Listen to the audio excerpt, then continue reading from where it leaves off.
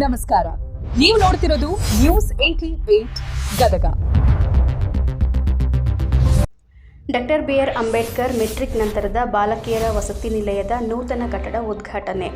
ಸಮಾಜ ಕಲ್ಯಾಣ ಇಲಾಖೆಯಿಂದ ವಿದ್ಯಾರ್ಥಿಗಳಿಗೆ ಮತ್ತಷ್ಟು ಸೌಲಭ್ಯ.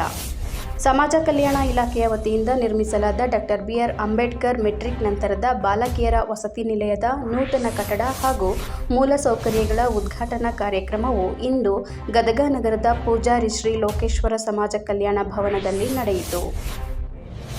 ಕಾರ್ಯಕ್ರಮದಲ್ಲಿ ಶಾಸಕರಾದ ಡಾಕ್ಟರ್ ಚಂದ್ರು ಲಮಾಣಿಯವರು ನೂತನ ಕಟ್ಟಡವನ್ನು ಉದ್ಘಾಟಿಸಿ ಅಧಿಕೃತವಾಗಿ ಚಾಲನೆ ನೀಡಿದರು. ಈ ಸಂದರ್ಭದಲ್ಲಿ ಮಾತನಾಡಿದ ಅವರು, ಸಮಾಜ ಕಲ್ಯಾಣ ಇಲಾಖೆಯ ಮೂಲಕ ವಿದ್ಯಾರ್ಥಿಗಳು ಹಾಗೂ ಸಮಾಜದ ವಿವಿಧ ವರ್ಗಗಳ ಶೈಕ್ಷಣಿಕ ಮತ್ತು ಸಾಮಾಜಿಕ ಅಭಿವೃದ್ಧಿಗಾಗಿ ಸರ್ಕಾರ ಹಲವು ಜನಪರ ಯೋಜನೆಗಳನ್ನು ಜಾರಿಗೊಳಿಸುತ್ತಿದೆ. ವಿದ್ಯಾರ್ಥಿಗಳು ಸರ್ಕಾರದಿಂದ ದೊರೆಯುವ ಸೌಲಭ್ಯಗಳನ್ನು ಸದುಪಯೋಗಪಡಿಸಿಕೊಂಡು ಉತ್ತಮ ಶಿಕ್ಷಣ ಪಡೆದು ಭವಿಷ್ಯ ರೂಪಿಸಿಕೊಳ್ಳಬೇಕು ಎಂದು ಹೇಳಿದರು. ಗದಗ ಜಿಲ್ಲೆಯ ಸಮಾಜ ಕಲ್ಯಾಣ ಇಲಾಖೆಯ ಉಪನಿರ್ದೇಶಕರಾದ ಶ್ರೀಮತಿ ನಂದಾ ಗದಗ ಜಿಲ್ಲೆಯ ಸಮಾಜ ಕಲ್ಯಾಣ ಇಲಾಖೆಯ ಉಪನಿರ್ದೇಶಕರಾದ ಶ್ರೀಮತಿ ನಂದಾ ಹಣಬರಟ್ಟಿ ಅವರು ಕಾರ್ಯಕ್ರಮದ ನೇತೃತ್ವ ವಹಿಸಿದ್ದರು.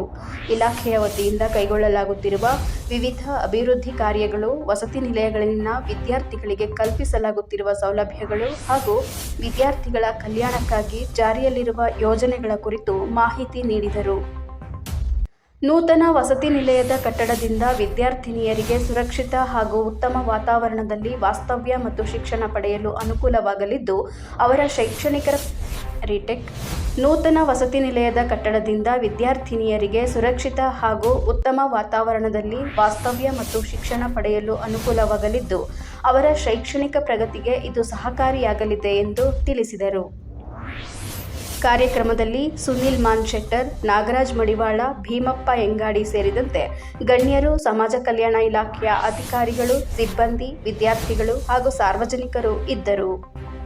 ವಿದ್ಯಾರ್ಥಿಗಳ ಸರ್ವಾಂಗೀಣ ಅಭಿವೃದ್ಧಿಗೆ ಅಗತ್ಯವಾದ ಮೂಲಸೌಕರ್ಯಗಳನ್ನು ಕಲ್ಪಿಸುವ ನಿಟ್ಟಿನಲ್ಲಿ ನೂತನ ಕಟ್ಟಡದ ಉದ್ಘಾಟನೆ ಮಹತ್ವದ ಹೆಜ್ಜೆಯಾಗಿದ್ದು, ಸಮಾಜ ಕಲ್ಯಾಣ ಇಲಾಖೆಯ ಸೇವೆಗಳನ್ನು ಮತ್ತಷ್ಟು ಪರಿಣಾಮಕಾರಿಯಾಗಿ ತಲುಪಿಸಲು ಇದು ಸಹಕಾರಿಯಾಗಲಿದೆ. ವರದಿ ಮಂಜುನಾಥ್ ಮೇಲ್ಮುರಿ.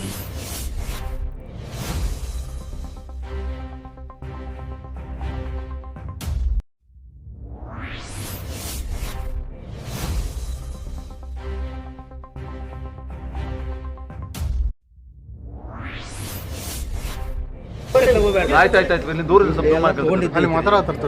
ಅತ್ಯಂತ ಅಚ್ಚುಕಟ್ಟಾದಂಥ ಕಟ್ಟಡವನ್ನು ಕಟ್ಟಲಾಗಿದೆ. ನಮ್ಮೆಲ್ಲ ವಿದ್ಯಾರ್ಥಿನಿಯರು ಬಹುಶಃ ಇವತ್ತು ಅವರಿಗೆಲ್ಲರಿಗೂ ಹಬ್ಬದ ವಾತಾವರಣ.